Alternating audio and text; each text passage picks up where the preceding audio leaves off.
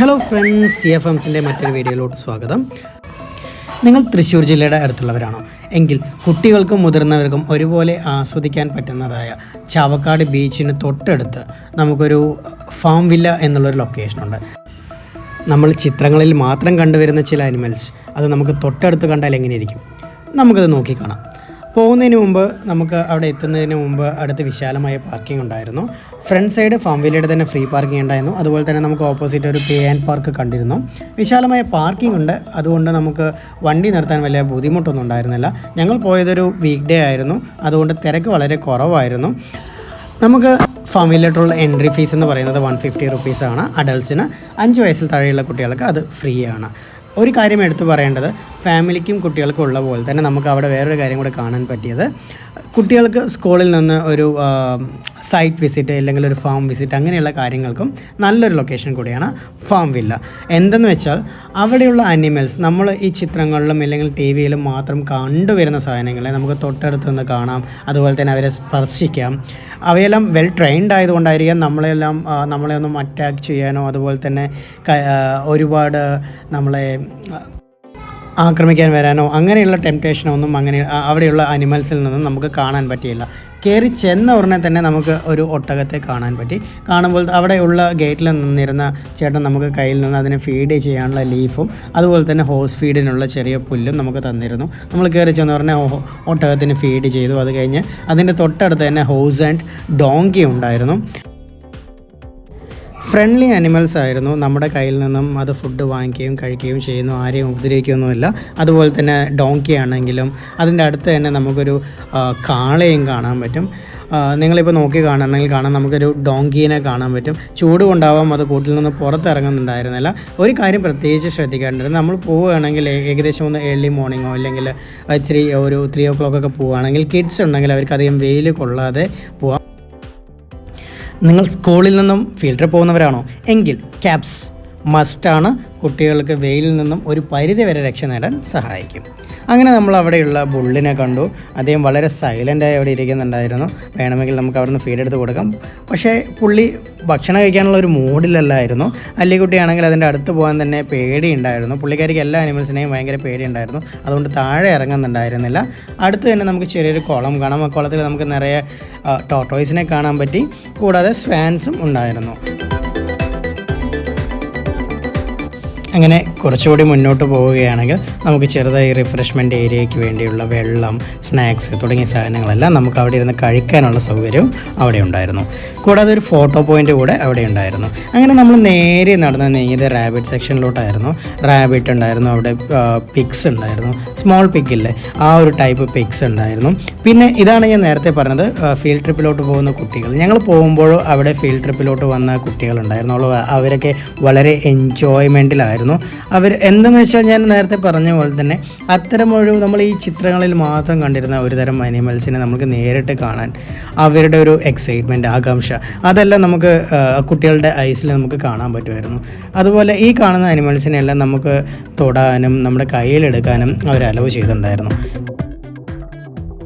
അടുത്തതായി നേരെ ക്യാറ്റിൻ്റെ സെക്ഷനാണ്. അവിടെ ബംഗാൾ ക്യാറ്റ് ഉണ്ടായിരുന്നു, എക്സോട്ടിക് ഷോർട്ട് ഹെയർ ക്യാറ്റ് ഉണ്ടായിരുന്നു, അതുപോലെ തന്നെ പേർഷ്യൻ ക്യാറ്റ് ഉണ്ടായിരുന്നു, ബ്രിട്ടൻ ക്യാറ്റ് ഉണ്ടായിരുന്നു. നമുക്ക് ഓരോന്നിനെ നോക്കി കാണാം. ക്യാറ്റ്സ് എന്ന് വെച്ചാൽ വളരെ എല്ലാവർക്കും ഇഷ്ടമുള്ള ഒരു അനിമലാണല്ലോ. പക്ഷേ ഇവിടെ എന്താണെന്ന് വെച്ചാൽ ഇപ്പോൾ നമ്മൾ നേരെ കാണുന്നത് ബ്രിട്ടൻ ക്യാറ്റാണ്. അദ്ദേഹം വളരെ ടയേർഡാണെന്ന് തോന്നുന്നു, ഒരു ഭാഗത്ത് ഒതുങ്ങിയിരിക്കുന്നുണ്ടായിരുന്നു. ബ്രിട്ടൻ ക്യാറ്റിനെ നമുക്ക് എടുക്കാനും അതുപോലെ തന്നെ നമ്മുടെ കൂടെ ഫോട്ടോ എടുക്കാനൊക്കെ എല്ലാം അവർ അലോ ചെയ്തിട്ടുണ്ടായിരുന്നു.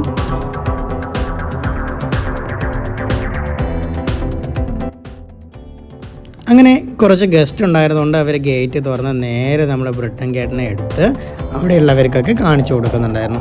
ഇദ്ദേഹമാണ് ഞാൻ ആദ്യം പറഞ്ഞ ഷോർട്ട് ഹെയർ ക്യാറ്റ്. ഇദ്ദേഹത്തിൻ്റെ ദേഹത്ത് ഒരു ഹെയർ പോലും ഉണ്ടാവില്ല. പിന്നെ ഇയാൾ പേർഷ്യനാണ്. പേർഷ്യൻ എന്ന് വെച്ച് കഴിഞ്ഞാൽ വളരെ ഹെയറി ആയിട്ടുള്ളൊരു ക്യാറ്റാണ്. നമുക്ക് കാണാനും വളരെ ഭംഗിയുണ്ടാവും. അതിൻ്റെ ഇടയിൽ പുറത്ത് വന്ന ബ്രിട്ടൻ ക്യാറ്റിനെ അവിടെയുള്ളവരൊക്കെ എടുക്കുന്നുണ്ടായിരുന്നു.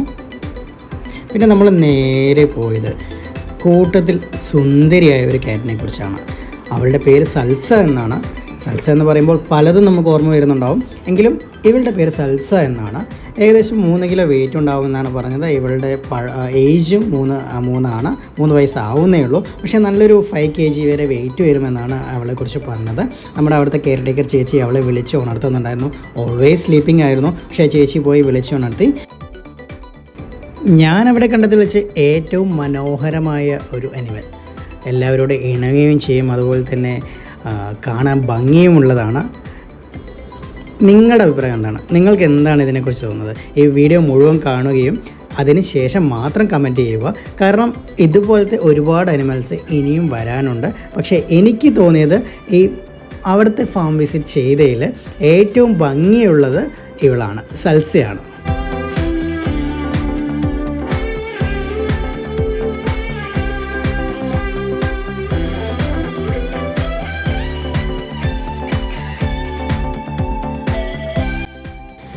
അങ്ങനെ സൽസയോട് ബായ് പറഞ്ഞ് നമ്മുടെ അടുത്ത സെക്ഷനിലോട്ട് നമ്മൾ പോവുകയാണ്.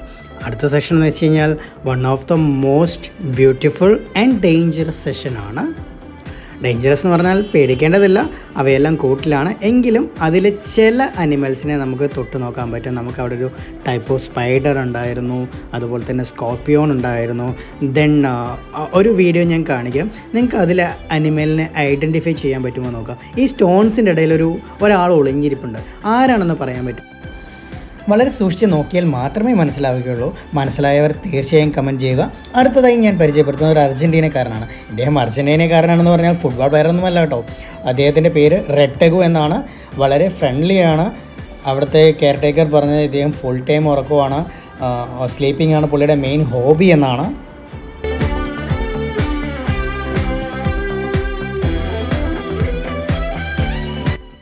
ടെഗു അല്ലാതെ വേറെ കുറേ അനിമൽസ് ഉണ്ടായിരുന്നു. എല്ലാത്തിൻ്റെയും പേര് എനിക്കറിയാത്തതുകൊണ്ട് ഞാൻ അവയെക്കുറിച്ചൊന്നും പേരെടുത്ത് പറയുന്നില്ല.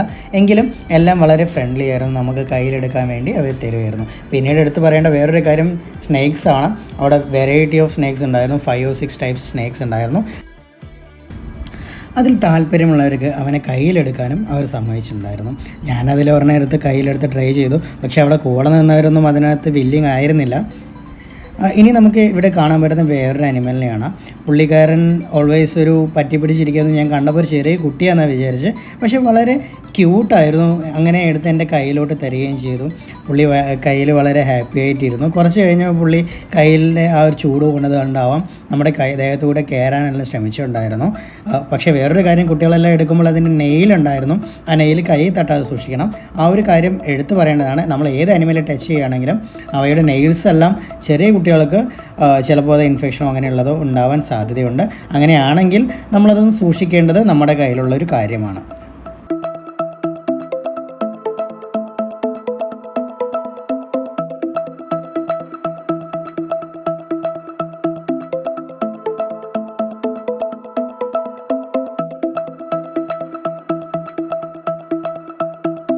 പിന്നെ ഞാൻ പോയത് ഉച്ച സമയമായതുകൊണ്ട് ആ സൈഡിലെ വീഡിയോ ഒന്നും ക്ലിയർ ആയിരിക്കില്ല.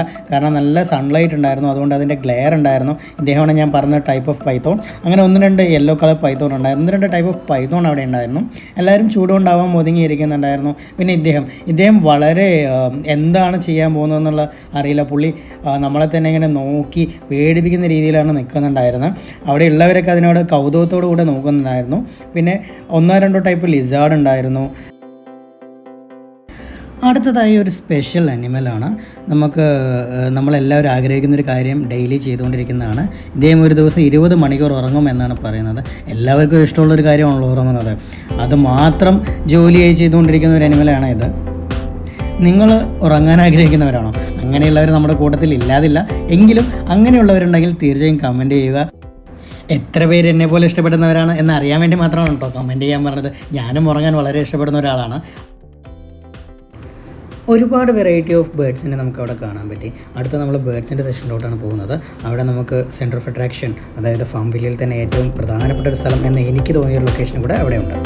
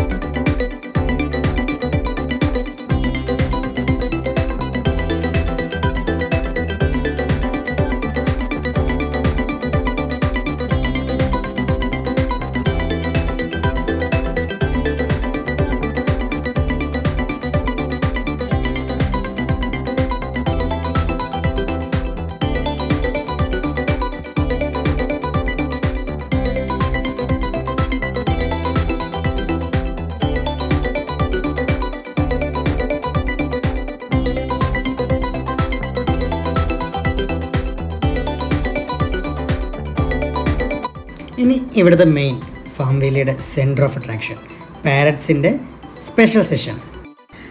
അതിലോട്ട് പോകുന്നതിന് മുമ്പ് ഞാൻ വേറൊരാളെ കൂടെ പരിചയപ്പെടുത്താം. ഓസ്ട്രിച്ച്.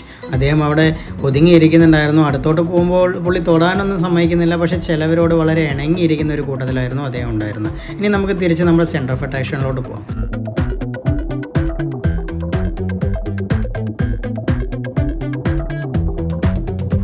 ഞാനെത്ര പക്ഷിയെ കണ്ടിരിക്കുന്നതെന്ന് പറഞ്ഞ് എൻ്റെ അമ്മ ചാടി കയറി അതിനെ തൊടാൻ പോയി. ഓസ്ട്രിച്ച് അതിനെ സമ്മതിക്കുന്നുണ്ടായിരുന്നില്ല. പുള്ളി ഇങ്ങനെ കഴുത്തൊക്കെ മാറ്റി അങ്ങോട്ടും ഇങ്ങോട്ടും വെട്ടിച്ച് മാറ്റി ഒതുങ്ങിയിരിക്കുന്നുണ്ടായിരുന്നു. അങ്ങനെ നമുക്കിനി സെൻറ്റർ ഓഫ് അട്രാക്ഷനിലോട്ട് പോവാം. സെൻറ്റർ ഓഫ് അട്രാക്ഷൻ ഞാൻ പറഞ്ഞത് നിങ്ങൾ ഓർക്കുന്നുണ്ടല്ലോ, പാരറ്റ്സിൻ്റെ സെഷൻ എന്ന് പറഞ്ഞു കഴിഞ്ഞാൽ നമുക്ക് ഒരു 2 ലെയറായിട്ടാണ് അറേഞ്ച് ചെയ്തിരിക്കുന്നത്. ആദ്യത്തെ ലെയറിൽ രണ്ടാമത്തെ ലെയറിലോട്ട് കിടക്കുന്നതിന് മുമ്പ് നമുക്ക് കുറച്ച് അതിൻ്റെ ഒരു സീഡ്സ് തരും. അത് നമ്മളിങ്ങനെ കൈ വയ്ക്കുകയാണെങ്കിൽ പാരൻസ് വന്ന് നമ്മുടെ കയ്യിലിരിക്കുമെന്നാണ് പറഞ്ഞതുപോലെ തന്നെ നമ്മൾ ഉള്ളിൽ ചെന്ന് അത് സീഡ്സ് കാണിക്കേണ്ട ടൈം തന്നെ ഒരുപാട് പാരറ്റ്സ് വന്ന് നമ്മുടെ കയ്യിലിരിക്കുന്നുണ്ടായിരുന്നു. അനുവിത് വളരെ പേടിച്ചിട്ടാണ് നിന്നത്. അതുകൊണ്ട് പുള്ളി കൈ ഓപ്പൺ ചെയ്യുന്നുണ്ടായിരുന്നില്ല. അതോട് പുള്ളിയുടെ കയ്യിലോട്ട് വരുന്നതും ഉണ്ടായിരുന്നില്ല. അവസാനം ആ സീഡ്സ് എല്ലാം ഞാൻ തന്നെ വാങ്ങിച്ച് എൻ്റെ കയ്യിൽ വയ്ക്കുകയുണ്ടായി. പക്ഷേ ഒരു കാര്യം എനിക്ക് പറയേണ്ടത്, നല്ലൊരു എക്സ്പീരിയൻസ് ആയിരുന്നു. നമ്മുടെ ദേഹത്തൂടെയും അടുത്തുകൂടെയും എല്ലാം ഫ്ലൈ ചെയ്ത് നടക്കുന്നു. അൻവിത്ത് അതിനെ ടച്ച് ചെയ്തു. പുള്ളിക്കാരനും ഭയങ്കര ഹാപ്പി ആയിരുന്നു. കുട്ടികളായിട്ട് പോകുമ്പോൾ നമുക്ക് വളരെ നല്ലൊരു അനുഭവം തരാൻ പറ്റുന്ന ഒരു എൻവയോൺമെൻ്റ് ആണ് അവിടെ ഉള്ളത്. അതിലൊരു പ്രത്യേകിച്ച് എടുത്ത് പറയേണ്ട ഒരു പാർട്ട് തന്നെയാണ് പാരറ്റ്സിനെ ഫീഡ് ചെയ്യാൻ പറ്റുന്നൊരു ഭാഗം. പുള്ളിയും വളരെ എൻജോയ്ഡ് ആയിരുന്നു. പക്ഷേ ഒരു കാര്യം പറയാം, പുള്ളിയുടെ ഏജ് കൊണ്ടായിരിക്കാം പുള്ളി ഒരു സ്കേറി ടൈപ്പ് ആയിരുന്നു. അതുകൊണ്ട് ബേഡ് കയ്യിൽ വന്നിരുന്നവർ തന്നെ പേടിച്ചോടി പോകാൻ നോക്കി. പക്ഷേ ഞങ്ങൾക്ക് തന്നിരുന്ന സീഡ്സ് എല്ലാം പാരറ്റ്സിനെ ഫീഡ് ചെയ്ത ശേഷമാണ് ആ കൂട്ടിൽ നിന്ന് ഇറങ്ങിയത്. തിരക്ക് കുറവായതുകൊണ്ട് ഞങ്ങൾക്ക് ഒരുപാട് നേരം അവിടെ സ്പെൻഡ് ചെയ്യാൻ പറ്റി.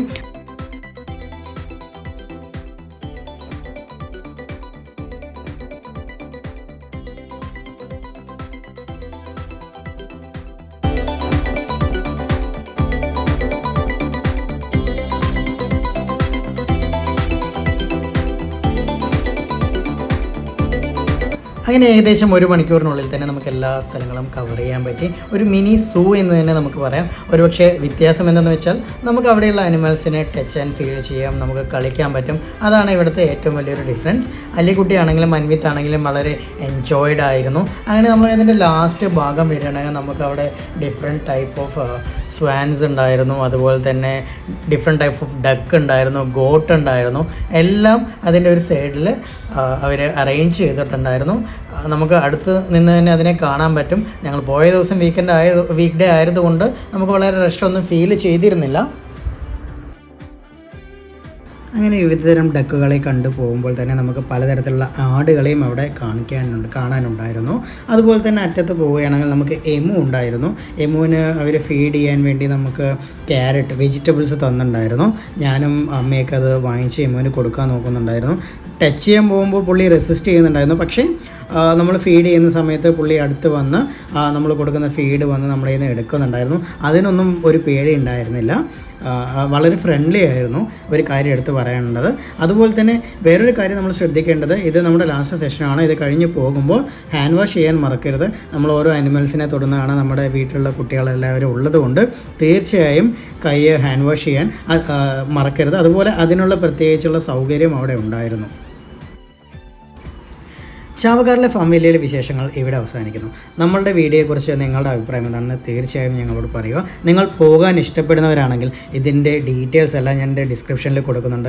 ലൊക്കേഷൻ ഇത് തൃശ്ശൂർ ഡിസ്ട്രിക്റ്റിലാണ് വരുന്നത്. ഗുരുവായൂരിൽ നിന്ന് അടുത്താണ്. നിങ്ങൾ ടെമ്പിൾ വിസിറ്റ് ചെയ്യുന്നവരാണെങ്കിൽ തീർച്ചയായും പോയി കണ്ടിരിക്കേണ്ട സ്ഥലമാണ്. കുട്ടികളായി പോകുന്നവരാണെങ്കിൽ നിങ്ങൾ ഒരിക്കലും റിഗ്രറ്റ് ചെയ്യില്ല.